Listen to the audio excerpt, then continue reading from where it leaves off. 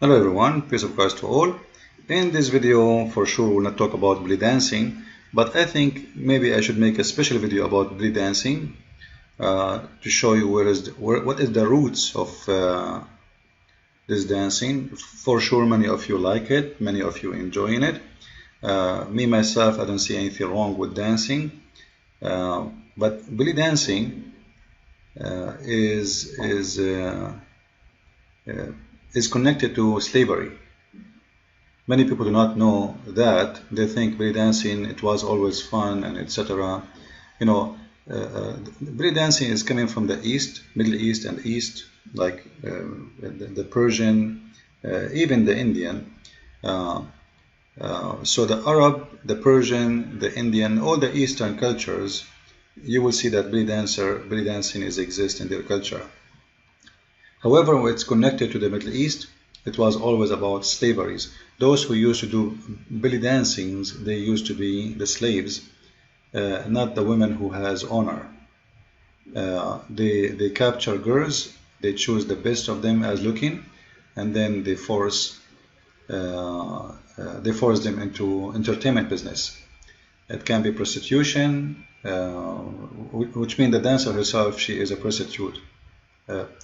I don't want people to understand thinking that I'm saying that if you are doing belly dancing, you are a prostitute. I'm talking about history. The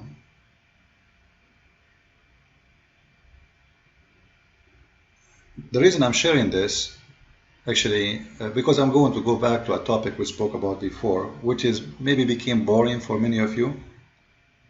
But just I wanted to show you the reasons Muslims, they give the man the upper hand over the women, because they want always women to be slaves. She is nothing but a sex toy entertainment slave. If we go back before, just a few videos before, I posted a video about the video is talking about the hadith where no man can be or should be questioned for beating his wife. One of the ladies, Muslim ladies, she said the hadith you posted is weak. It is what? It's weak. And supposedly this is the hadith. The hadith said, the Prophet said a man will not be asked as to why he beat his wives. Actually, this video is designated to show you how stupid it is, the idea of saying weak and strong. What is weak? What is strong? You know, when Muslims they say this hadith is weak, it doesn't mean it is not accepted. Just to make you understand. Weak mean there is no enough proofs to make it strong.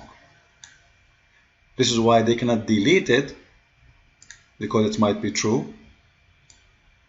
And they cannot reject it totally, even if it is da'if. Da'if mean weak. Now just to show you how stupid the way Muslims they try to recognize their hadith. You know, this guy here, Al-Albani, this is a modern, I mean, like he died a few years ago, and he is the one who is deciding what is weak, what is strong. Well, this hadith was strong always. The book of Sunan Ibn Dawood is one of the 6 hadith book of a strong hadith. If you can go right now, search for the list of Sahih books, you will find there are 6 books. 6. One of them is Sunan Ibn Dawood, Sunan Ibn Majah, Al-Bukhari, Muslim, etc. At-Tirmidhi, so An-Nisa'i. So there are 6 books approved as Sahih. Suddenly today, Muslims they try to get rid of those who cause problems, and suddenly what was strong always became weak. But today I'm going to show you how it is stupid those who try to play this game. Let us see how we can do that. This is Sunan Ibn Majah, and this is exactly the same hadith. It's exactly the same. But in here, this hadith is good. In here, the hadith is weak. This one is saying the same sentence. The whole hadith is about one sentence, that a man should not be questioned for beating his wife. And this is what the hadith here is saying. It's exactly the same words. So how the same hadith became strong here, weak there?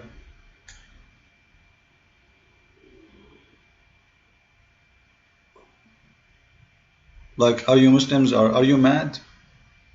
Are you crazy? It's the same. A man will not be asked, like here the difference is the translation, but it's same in Arabic. A man should not be asked for why he is beating his wife. And this is a story about Umar ibn Khattab. So it's the same hadith, the same story, the same sentence. In one place it is wrong, it is weak, and the other one it is strong. So the question, why? Now for sure the Muslims, they will come with their excuses. They say we go back to see the narrator and see how bad he is. Let me tell you something. Most of the hadith narrator who they are approved by you, actually the ones who collect the Quran today, is none of them is those who Muhammad he said should collect the Quran, which means they are not approved even by Muhammad himself. Muhammad he said you should take the Quran from certain names. None of those names is what Muslims took the Quran from. So if you want to go by the rules, who is the one who to be trusted to take the hadith from? How about following the same rule for the Quran? You did not follow your prophet order, who told you take the Quran from who? So this video here is just a message to the Muslims. This game doesn't work. You see, you Muslims have to follow the hadith and have to follow the Quran, because your Quran told you وَمَا هُوَ إِلَّا وَحْيٌ يُوحَى. Whatever Muhammad he say, whatever he order you, you take. Whatever he reject, you reject. It doesn't matter if it's Quran or not. So whatever Muhammad he said, it's not only the Quran, it's what he said. You know, when we say what Muhammad he said, what Muhammad reject, it means Muhammad reject, not Allah reject. Because simply the real God in Islam is Muhammad, not Allah. So Muslims, they have to go by the hadith to see what Muhammad reject. Not only by the Quran. Then when you say to me that there is something in the hadith is da'if, it means Islam cannot be trusted, because how we want to follow Islam if we have to follow the hadith and the sunnah? And you are saying to me most of the sunnah cannot be trusted. Most of the hadith is not valid. You see, when they say that the Bible of the Christians is corrupt, what you are saying to me when you say this is da'if, you are saying to me that your sunnah is corrupt. Your Islamic heritage is corrupt. What can be holy, it might be not holy. What is from the Prophet, it might be not from the Prophet. So how you want to follow your religion when you cannot be sure? And today, this guy, he waited 1400 years until he come with a conclusion to say that this is weak. But in different conclusion, this is strong, which is the same story, the same thing. And you know, it's very important to recognize here the story in front of us. If you read with me this story, you will notice the following. This is a story about Umar ibn Khattab. Umar is one of the best, he is a Khalifa, you know. He is one of the best men in the history of Islam, supposedly. He is the man of justice. And obviously, this guy, he beat his wife always. I was a guest at the house of Umar one night. So he's sleeping over in the house of Umar. And in the middle of the night, like how nice, you know, people, they say good night, it's the middle of the night. In the middle of the night, he went and hit his wife. And I separated them. Nice of you. So Umar, the Khalifa of Islam, he woke up in the middle of the night to show kindness of Islam to his wife. And you will see he did not beat her by the miswak as the Muslim they say to us, you beat her with a toothbrush, which is false. He is using his hands. We don't see anything here. We don't know how he is beating her. But obviously it's something bad, because if it's not harmful, there is no need for a man to be involved and separate them. It must be crazy. The fight is going all the way, everywhere. The sound is, crazy. She's screaming. So he went there and he separated them. And when he went to bed, said to me, so after the fight is over, Umar, he said to him, the one who's talking is Umar, learn from me something that I heard from the Messenger of Allah. Learn from me something that I heard from the Prophet. I learned myself, and I learned from the Prophet of Islam. What he learned? A man should not be asked why he beat his wives, which means he should not be involved between me and my wife when I beat her.